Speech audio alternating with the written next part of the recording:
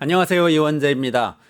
내란으로 망가진 경제를 살리겠습니다. 이원재 끝내주는 경제 8월 19일 화요일 라이브 시작하겠습니다. 경제를 살리려면 언론도 미디어도 살려야죠. 망가진 언론 정상화시켜야 됩니다. 그 정상화 어떻게 할 건지 오늘 하루 이정환 슬로우 뉴스 대표하고 같이 살펴보겠습니다. 안녕하세요. 어서 오세요. 네. 오늘 또 멋진 토론회를 네. 사회 좌장이시더라고요. 사회를 낮에 보고 오셨는데 국회에서 네. 민주당 그 언론개혁 특위하고 같이 한 건가요? 그렇죠. 네. 이 엄청 뜨거운 이슈인데요. 언론개혁 특위가 최민희 위원장이죠? 네, 최민희 위원장이 바로 나오셔가지고 옆에서 같이 토론했습니다. 지금 오늘 뭐에 대한 토론회였어요? 그러니까 방통위법 개정안 지금 이제 방송법이 통과됐잖아요. 네네네. 그리고 방송 3법이라고 하면 맞아요. KBS법, MBC법, EBS EBS법인데 네. 지금 이제 그 필리버스터 때문에 KBS법만 통과되고 이제 MBC법과 EBS법을 이제 나눠서 하루씩 통과시킬 건데 이 KBS법은 통과됐고요. 근데 어차피 통과될 거긴 한데 이 방송 3법이 통과돼도 방통위가 버티고 있으면 방통위 이진숙 위원장이 아직 위원장이죠? 있습니다. 그거 한번 살펴볼까요? 혹시 그림 한번 보이시죠? 이걸 어떻게 보면, 하는 거예요? 네. 장관들 인사할 때 네. 방통위원장은 인사 권한이 대통령한테 없는 건가요? 그러니까 이게 임기가 보장돼 있고 이 또 방통위라는 게 방송통신의 이제 규제와 진흥을 하는 위원회잖아요. 네. 위원회를 정권이 대통령이 바뀔 때마다 함부로 그 자르지 못하도록 하기 위해서 임기를 보장을 하고 있습니다. 아니 근데 이건 좀 특별한 경우인데 네. 내란으로 네. 지금 파면된 윤석열 전 대통령이 임명한 이진숙 위원장이 버티고 있는 거잖아요. 네. 임기 몇 년이에요? 3년입니다. 2017년 7월까지인데 2027년 7월까지. 아니 작년에 임명됐구나. 그렇죠. 얼마 안 됐어요. 안 됐고 그러면 앞으로 그 사이에 또 뭐죠? 탄핵됐다 와서 네, 실제로 재임한 기간은 거의 얼마 안 됐지만 이분이 오자마자 KBS 가르치고 MBC 가르치려고 하고 뭐 방문진 이사회 다 했다가 지금 그분들이 다 무협 처분해서 다 돌아온 상태입니다. 그러니까 방통위가 했던 모든 그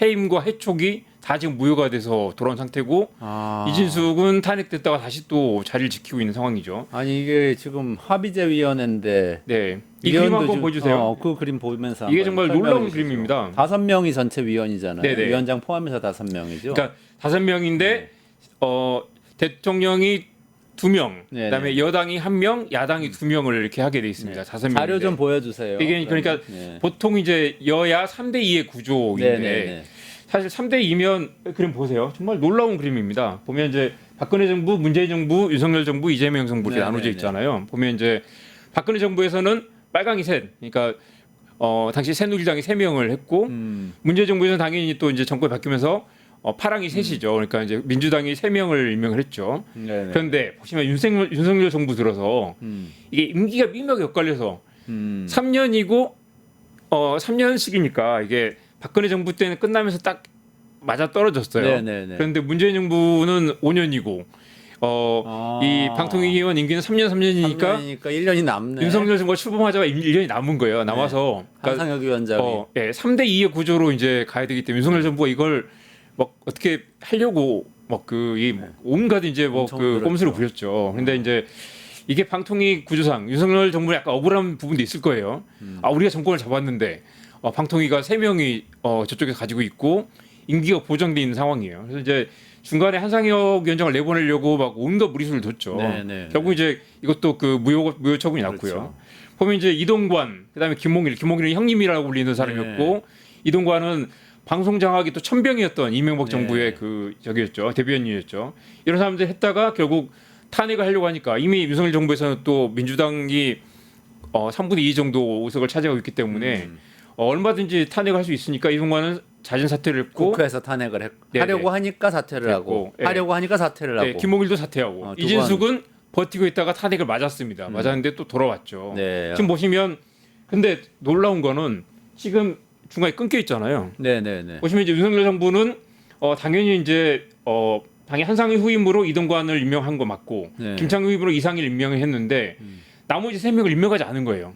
그러니까 이걸 사실 이제 그 거의 제도 해킹, 그러니까 사실 5명의 합의제 기구인데 합의가 귀찮으니까. 왜냐하면 당연히 3대 2로 정부 여당이 압도적인 그 절반 이상을 가져가게 되잖아요. 근데 그 나머지 2명도 귀찮다는 거예요. 그러니까 대통령이 2명 지명하고 임명하고 네. 여당이 2명 네, 추천하면 대통령이 임명하고 맞습니다. 야당이 1명 추천하면 야당이 2명 추천하는 네. 거예요. 그때 야당 민주당. 그러니까 네, 민주당이 2명 추천하고 네. 이제 국민의힘이 1명 추천하면 대통령 임명하는 구조인데 맞습니다. 국회 추천 몫을 아예 임명을 안 해버린 건가요? 그러니까요. 그러니까 뭐냐면 정권이 바뀌었으니까 지금 1년을 기다리긴 했지만 기다려서 지금 윤석열 정부가 임명할 수 있잖아요. 그럼 3대2 구조가 되는데 이게 귀찮으니까 아예 국회 몫을 임명 안 하고 임명을 안 하고 대통령 지명에 2명만 가지고 네. 만장일치로 밀어붙여서 정권 방송을 장악하려고 했던 거죠. 그때 최민희 의원을 추천을 했던 건가요? 최민희 의원을 민주당에서? 추천했는데 최민희가 의원이 너무 강성이니까 네. 최민희 의원을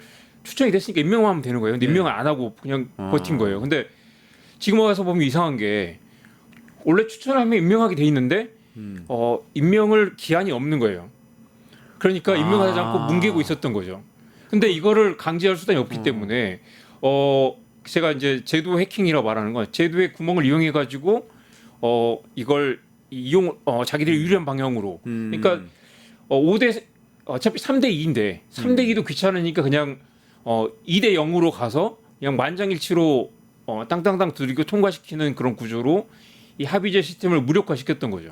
그거는 한덕수가 헌법재판관 임명 안 했던 거하고 비슷한 맞습니다. 거 아니에요? 그 비슷한 거의 구도로 이렇게 똑같은 임명하지 똑같은 짓을 않으면서 한 거네. 우리 편만 가지고 뭘 해보겠다라는 걸로 네. 방통위의 이 원래 합의제 구조라는 거 보통 이제 독임제 합의제를 하는데 독임제는 장관이잖아요. 네. 장관이 다 결정하고 일반적인 부처. 대통령과 협의해 가지고 당정 협의해서 그 정책을 결정하고 법안을 만들고 하는 강력하게 밀어붙이는 행정부 부처인 거죠. 그게 독임제 예를 들면 뭐 환경부, 뭐 기재부 모두, 뭐 네, 이런 그렇습니다. 거죠. 네. 그런데 이런 합의제라는 건 국가인권위, 그다음에 공정거래위원회 그런 위원회들은 정부가 결정하는 게 아니라 다양한 주체들이 반영이 나와서 이 논의와 토론과 합의를 통해서 그리고 이제 적어도 과반 이상의 표결을 통해서 결정할 수 있게 한 거는 그만큼 이게 이해관계가 엇갈려 있고 정부 그렇죠. 마음대로 할 수 없는 그런 구조란 거죠. 그렇죠. 만약에 누가 정권을 잡든지 간에 국민적 맞습니다. 합의가 있도록 결정을 해나가자 이런 취지 아니겠어요? 만약 국가인권위원회를 대통령이 장관처럼 임명해가지고 그 사람 마음대로 한다면 인권이 지켜줄 수가 없겠죠. 이 방통위도 마찬가지인데. 윤석열이 임명한 인권위원장이 맞습니다. 약간 거기도 또 엉망이죠. 엉망인데 문제를 일으키고 있긴 자, 하지만 그렇다고- 그래도 견제가 되죠. 그렇다고 그래도. 해서 오늘 그 이야기가 나왔는데 인권위원회가 잘 안 되고 있으니까 그렇다면 장관을 찍어 누르자라는 거 말이 안 되잖아요. 그렇죠. 위원회가 안 되고 있때 위원회를 잘 되는 방향을 찾아야 되는데 윤석열 정부는 이렇게 위원회를 망가뜨린 거죠. 그렇죠. 망가뜨려 가지고 그림 한번 다시 보여주세요. 그래서 이 윤석열 정부 중반 어차피 3년도 채 안 됐지만 네. 중반 이후에는 그냥 두 명이서 두 명이서 두 명이서 5명 위원회인데 두 예, 명이서. 그래가지고 이 5명 위원회인데 2명이서 의결이 되느냐 안 되느냐도 말이 많았어요. 그리고 나중에 또 중간 한 명이 있는 적도 있었고요. 한 명이서 그러면 한 명이서 땅땅땅 들고 통과시킬 수 없는 거잖아요. 최소 2명이 되느냐 안 되느냐 논란이 많았고 심지어 이 김태규 부위원장은 이제 탄핵 이후에 또 사표를 냈어요. 네네. 지금 그래서 이진숙 위원장 혼자 있는 상태입니다. 혼자인 거예요. 네. 현재도 혼자. 이분은 꿋꿋하게 국무회의도 나오고 국무회의에서 온갖 찐빠를 먹으면서 버티고 있고 뭐 아시겠지만 최근에 뭐 휴가를 쓰겠다라고 해서 휴가가 또 맞아요. 반려되는 네. 이 수모를 겪게 했는데 자기는 임기를 채우겠다라고 지금 버티고 있는 상황입니다. 5명 위원회인데 위원장 혼자 남아서 지금 버티고 네. 있는 것이다. 그런데 그렇다면 나머지 이제 그 4명을 이명박 정부가 빨리 채우면 되잖아요. 근데 이재명 정부가. 이재명 정부가 네. 이재명 정부도 부담이 되는 게 위원장을 이진숙을 두고 이걸 채우면 이게 제대로 굴러가겠느냐. 또 위원장의 권한이 막강하거든요.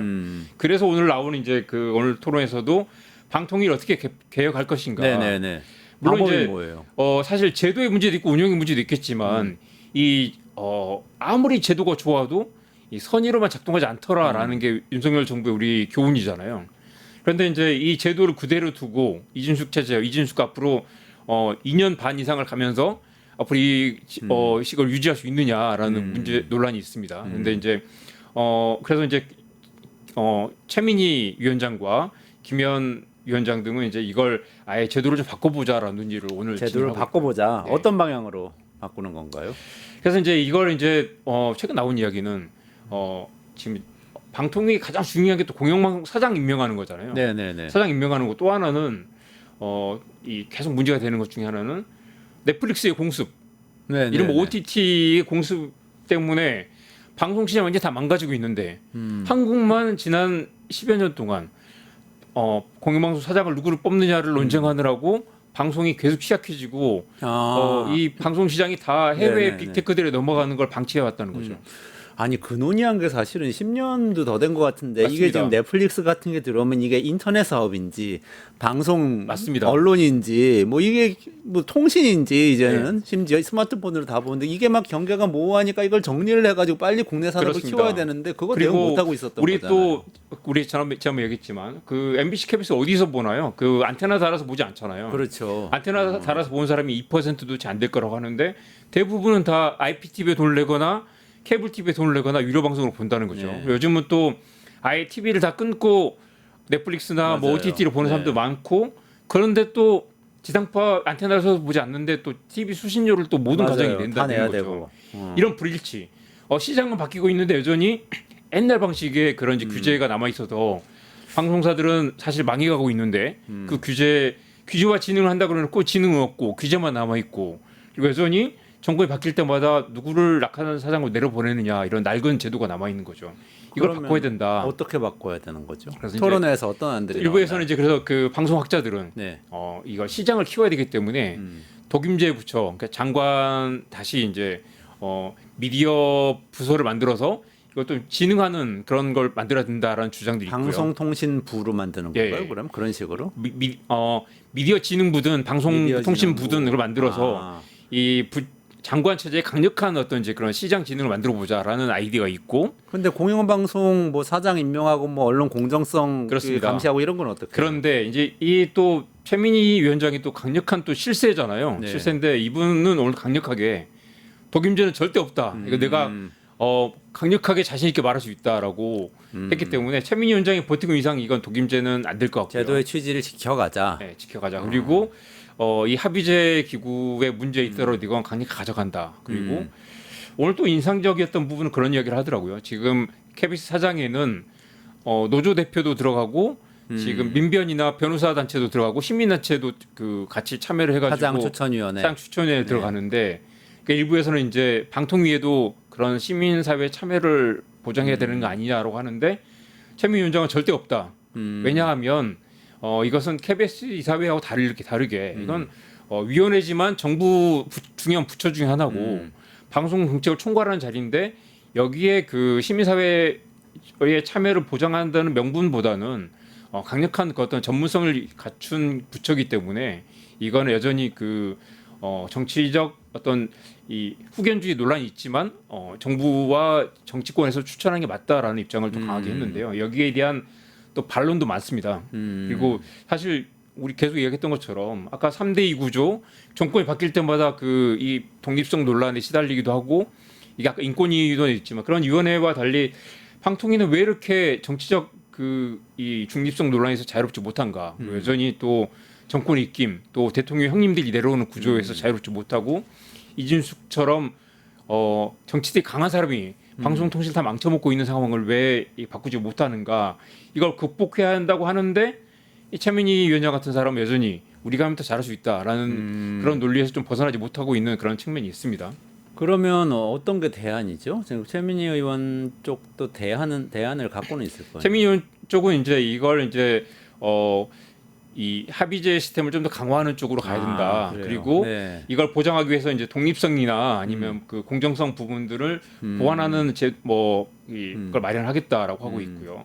그리고 이제 그 김현우 의원과 최민희 의원 둘 다 이제 김현우 의원은 아예 시청각 미디어위원회란 아예 이제 이걸 방통위를 없애고 새로 만들어 보자라는 건데 거기에는 이제 또 이준숙이 물러나지 않기 때문에 아예 방통위를 없애버리자라는 그런 뭐 의도가 깔려 있기도 한데 김현 의원은 그건 아니다. 누구를 몰아내기 위해서 하는 건 아니고 좀 더 강력한 방통위를 만들어 보자라는 게 김현 의원의 아니고요. 최민희 의원은 이 합의제를 좀 강화하는 방안 그리고 독립성 강화하는 방안. 그래서 이제 지금 5명 체제를 최민희 의원 9명으로 늘려서 좀 더 이렇게 특정 정치적 세력의 어떤 이해관계에서 좀 자유로운 걸 만들어 보자라는 차원입니다. 네. 아니 근데 핵심은 지금 이진숙 위원장인데 네. 뭐 어떻게 하든 간에 이진숙 위원장이 계속 위원장을 2027년까지 한다는 거 아니에요? 그러니까 두 분 다 이제 그 최민희 의원 안, 김현우 의원 안은 둘 다 새로운 부처를 만들면 일단 방통위 스톱하고 새로 가는 거죠. 그래서 현재 이제 방통위는 폐지하는 네, 거네요. 그래서 폐지하고 새로운 여러 걸 가지 논란도 만드는. 있지만 그 이면에는 이제 이준숙을 퇴출하는 안도 포함되어 있는 게 아닌가라는 이제 관측이 있습니다. 근데 그러니까 독임제 부처로 하든 새로운 위원회를 만들든 기존 네. 건 폐지, 새롭게 만들자 이렇게 되는 어차피 거. 방통위 새 방통위가 거군요. 들어서는 네. 걸로 지금 논의를 진행하고 있는 거죠. 그러니까 지금 방통위를 고쳐 쓰는 것도 쉽지 않고 방통위 체제를 바꿔야 된다는 논의가 두 가지 안에서 논의되고 있고 일부에서는 독임제 부처, 장관 부처로 가고 아니면 독임제 부처와 이 미디어 공영성 위원회를 두 개를 두자라는 안도 있는데 이게 그러니까 혼탁하게 여러 가지 안들이 논의되고 있지만 그 근저에 깔려 있는 건 이준숙을 내보내야 된다. 그리고 이 방통위 17년의 이 흑역사를 이제는 극복해야 된다라는 논의들이 진행되고 있습니다. 그거는 뭐 묘안이네요. 기존 걸 폐지하면 위원장은 당연히 없어지는 거니까 네네, 새로 그렇습니다. 만들면 그리고 뭐 바뀌긴 할 텐데. 사실 바뀌긴 할 텐데 이번 기회에, 그러니까 이제 어떤 물론 체제로 깔려 할 있는 이번 것인가. 기회에 이런 3대2 구조, 그다음에 이 정권이 바뀔 때마다 우리 편 심기 그 구조를 좀 바꿔보자라는 건데 지난 시간에 이야기했던 것처럼 KBS 이사회도 많이 바뀌었잖아요. 네. 여전히 아쉬운 점이 있지만 그래도 공공성과 정치적 익힘을 좀 줄이는 방향으로 개편이 됐기 때문에 완벽하게 바뀌진 못하더라도 이번 기회에 조금이라도 그런 공정성을 보장하는 구조, 독립성을 보장하는 구조를 만들어보자라는 논의가 진행되고 있습니다. 알겠습니다. 아니 그래도 그 관련된 이야기일 수도 있는데 네. 이재명 대통령이 또 네, 그 문화체육부 보고 때인가요? 네, 아주 그렇습니다. 언론에 대해서 아주 강력한 발언을 했어요. 네. 좀 전해주시죠. 네. 일단은 뭐두 가지인데요. 징벌적 손배라는 게 있죠. 네. 언론이 왜곡된 보도로 해도 왜 뭐 벌금 몇백만 원, 과징금 얼마 정도에 그치느냐. 그리고 한 번도 과거 이제 민주당이 그런 얘기가 나왔었죠. 언론사 문 닫을 정도로 손해배상을 때려야 된다라는 얘기 있었죠. 그러니까 언론이 사회에 미치는 영향이 큰데 거기다 책임은 굉장히 약하다라는 주장이 많았었는데 이걸 문재인 정부 때 이 언론개혁 그 법안 중 하나로 이제 징벌적 손배를 논의하다가 결국 관철을 시키지 못했어요. 네. 그래가지고 당시 강성이었던 정청래 지금 이제 당 대표 후보 같은 분은 당시에도 징벌적 손배를 강하게 주장을 했었고 다시 그 이야기가 다시 또 정권이 바뀐 다음에 나오고 있는 거죠. 그리고 문재인 전 대통령과 비교해서 이재명 대통령도 약간 추진력이 강하잖아요. 그래서 이번에는 징벌적 손배가 도입되는 거 아니냐라는 이야기도 나오고 있습니다. 그런데 그래서 이제 나온 이야기는 조현 외교부 장관이 이 뭐 외국에는 이런 징벌적 손배도 많이 있고 그중에 나온 얘기는 또 이 캐나다와 영국 같은 경우는 이 정부 광고의 65%를 온라인 플랫폼으로 많이 옮겨갔다. 근데 이제 그러니까 징벌적 손배와 정부 광고 얘기를 같이 하면서 이제 언론에 그러니까 이제 이 악의적인 보도나 정확하지 않은 보도, 신뢰가 떨어지는 언론에 이렇게 정부 광고를 많이 집행하는 거 옳은가라는 두 가지 측면에서 이야기가 되고 있습니다. 광고 얘기도 흥미롭네요. 네. 그러니까 일단은 이른바 가짜 뉴스, 네네. 왜곡 보도에 대해서 징벌적 손배를 할 수 있도록 하자는 것하고, 네네. 그다음에 조금 별개의 이슈가 있지만 정부가 하고 정책 홍보를 위해서 굉장히 많은 광고를 하고 있는데 이거 제대로 사실 집행되고 같은 있냐? 자리에 나온 이야기인데요. 그러니까 허위 정보나 주장 뉴스를 하는 언론사들에게 광고를 줄 필요가 있느냐? 그리고 그 언론사들에게는 광고나 이렇게 지원해 주는 게 아니라 사실 강력한 징벌적 손배가 필요하다는 건데 뭐 그 각각 따로 정리를 해보면 징벌적 손배는 사실 한 3, 4년 전에 쉽지 않았던 것처럼 여전히 표현의 자유 이슈가 있습니다. 그리고 이제 사실 또 막상 들어가 보면 악의적 언론사를 처벌해야 한다고 하는데 한국 헌법에 언론의 자유를 굉장히 포괄적으로 보호하고 있기 때문에 만약에 이 언론사가 우리는 악의를 갖고 한 게 아니라 이게 진실을 믿었다라거나 아니면 당신은 몰랐다라고 나중에 주장하면 그걸 이 실수라거나 아니 오보를 강력하게 처벌하기 쉽지 않습니다. 그러니까 악의성과 고의성이 입증돼야 되는데 그게 사실 헌법이 보장된 표현의 자유이기 때문에 여기에 징벌적 손배를 하기는 아주 쉽지 않습니다. 얼마 전에 조국 그 전 대표의 이렇게 딸 관련 그 조선일보 보도를 두고 이제 손해배상이 있었는데 그게 1,000만 원인가밖에 안 됐어요. 그러니까 이제 사실 이런 경우에 조선일보를 망하게 손배를 때릴 수 있느냐라는 건데 여전히 그건 쉽지 않다. 사실 조선일보에 1,000만 원, 2,000만 원은 큰 돈이 아니거든요. 그리고 사실 더 과거에 더 다른 언론사도 악의적인 보도들이 많았지만 사실 여전히 징벌적 손배가 굉장히 약한 그런 수준입니다. 아니 근데 네. 스카이데일리 같은 매체의 경우에 뭐 조국 네네. 장관 뭐 이런 얘기는 논란이 있을 수도 있겠어요. 네네. 정치적 입장에 대해서. 네. 근데 부정선거 하려고 뭐 그 선거관리위원회 연수원에 중국 사람 99명이 뭐 잠입해가지고 뭘 미국 CIA에서 실어가서 오키나로 이송했다라는 이야기 그거 있었는데 그런 거는 결국 명백하게 이번에 이제 사실 아니었다 사과하는 기사를 일면에 냈죠. 근데 사과를 하기 전까지 벌어진 일들 있잖아요. 그걸 네. 믿은 사람들이 막 재생산해가지고 그걸 맞습니다. 가지고 시위에서 네. 활용하고 뭐 이런 것들이 그런데 있잖아요. 이제 사실은 이게 정말 그 어려운 문제인데 그 언론사가 사실이라고 믿었다 아니면 사실이라고 믿을만 합당한 근거가 있었다라거나 사실은 지금 와서 보면 저널리즘의 기본을 지키지도 않았고 최소한의 교차 검증을 하지 않았고 그리고 너무 부실한 보도였다 할 텐데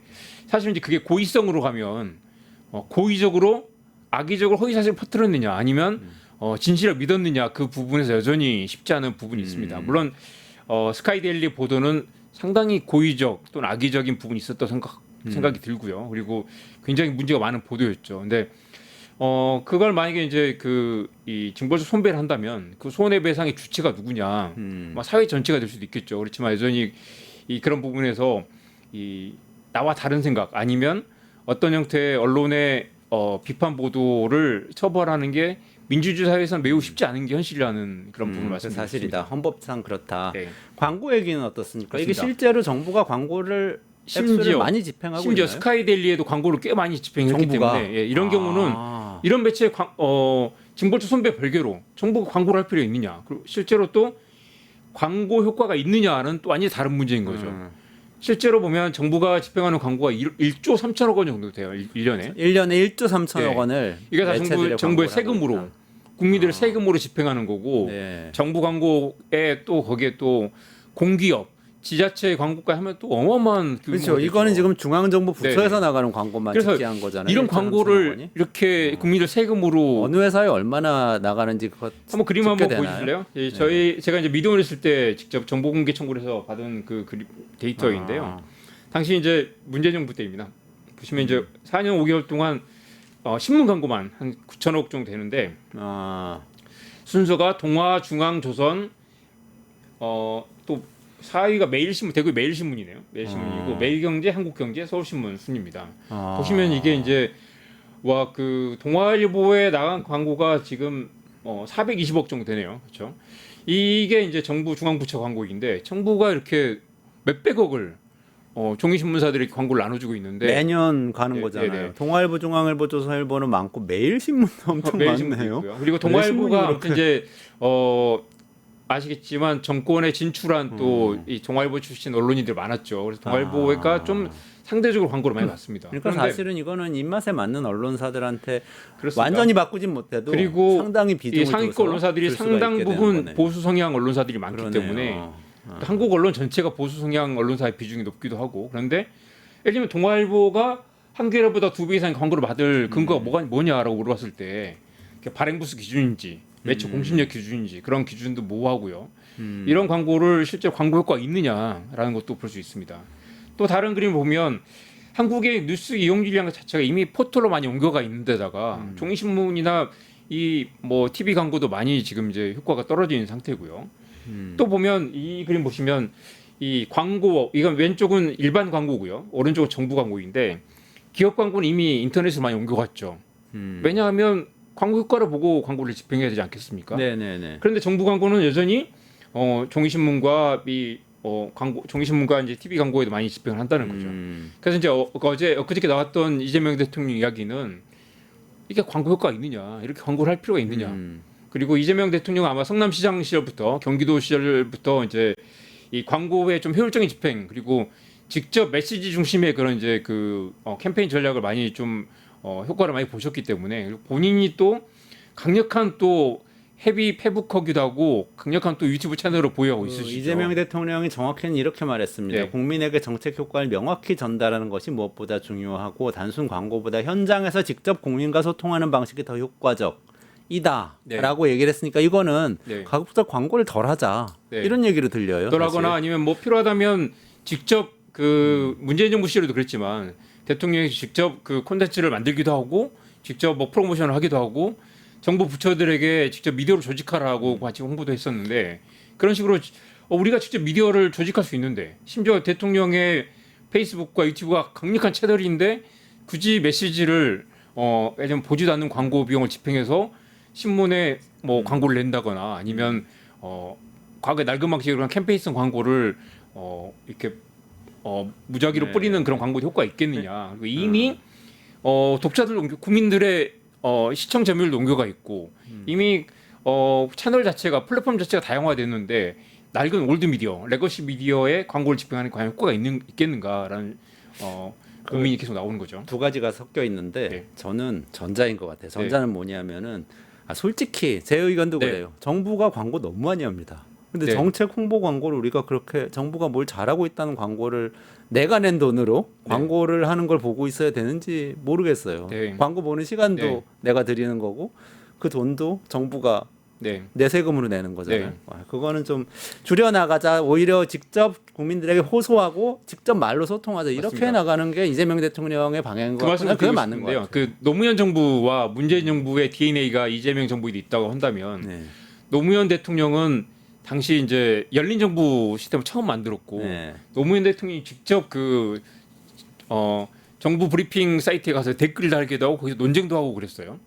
그분이 직접 이제 그런 소통을 좋아하셨고 그런 이제 정보의 투명성 같은 것도 노무현 정부에서 만들었고 문재인 정부는 또 이 국민청원 제도를 만들고 청와대 홈페이지라든가 정부 부처 홈페이지를 굉장히 개편해가지고 또 정부 부처와 직접 소통을 하는 그런 문화를 또 만들었죠. 이재명 정부는 거기 좀 더 나가서 이제 메시지를 정부가 직접 전달하자. 그리고 정부의 강력한 채널을 이용해서 직접 소통을 하자. 그리고 장관들에게도 SNS를 좀 쓰라고도 조언을 네, 했다고 네, 하고요. 네. 그런 부분에서 이 소통의 방식이 많이 좀 달라지지 않을까 그런 기대도 해보게 됩니다. 알겠습니다. 주미대사는 강경화 장관 네. 전 장관이 내정됐습니다. 시간이 네. 없어서 정리해야 되는데요. 이전에 문재인 정부 때 초대 장관이 돼서 2021년까지 재직했던 분이죠. 그래서 트럼프 1기 때 네. 우리나라 외교부 장관이었고 네 번이나 만났고 네, 이분이 네 또 번 강력했던 게 오경화라는 별명이 있었어요. 그러니까 뭐죠? 문재인 정부 5년을 같이 끝까지 하지 않느냐. 아. 그래서 그런 중간에 끝까지 그만두긴 가- 했습니다만 2021년 2월까지 있었으니까 꽤 오래 최장수 장관이었습니다. 네. 그만큼 정권의 신임이 강했고 이 또 외무고시 출신 아니면서도 다자유교에서 경력을 쌓은 여성 출신이고요. 그래서 굉장히 그 국제적인 그 호감도 높고 굉장히 또 이렇게 파워풀한 그런 외교 경력이 많기 때문에 지금 아그레망 굉장히 그 동의 절차를 구하는 단계인데 그래서 확인은 안 해주죠 정부에서 확정됐다고 얘기는 안 해요. 거의 아그레망은 내정된 단계라고 상대국에서 많이 얘기합니다. 인정해줘야 이게 네. 임명을 하는 네네. 게 사실 외교 관례이기 때문에 그렇고 네. 여기까지 진행해야 될 것 같습니다. 네. 강경화 장관 기대가 큽니다. 한미 정상회담 얼마 남지 않았는데 좀 좋은 성과를 거둘 네. 수 있도록 이재명 대통령을 잘 도우면 좋겠고 조금만 기다리시면 그것과 관련된 얘기합니다. 젤렌스키와 트럼프가 회담을 했습니다. 결과가 어떻게 됐는지 앞으로 어떻게 될 건지 우리나라 정상회담하고 우리나라에는 어떤 영향을 끼칠 건지 최승병 박사가 해설해 드릴 테니까 가지 말고 끝까지 라이브 시청해 주시고요. 이정환 대표님 여기서 인사드리겠습니다. 고맙습니다. 유튜브 구독하고 실시간 채팅에 참여하시면 2000 TTCO를 드립니다. 참여 방법은 통통물 어플을 다운로드 하신 다음 회원가입과 로그인을 해주세요. 마이페이지에서 나의 회원 고유번호 코드를 복사해주세요. 유튜브 라이브 실시간 채팅창에 복사한 코드를 한 번만 입력하면 준비 끝! 이제 채팅에 참여하시면 TTCO를 드립니다. 지금 참여하세요.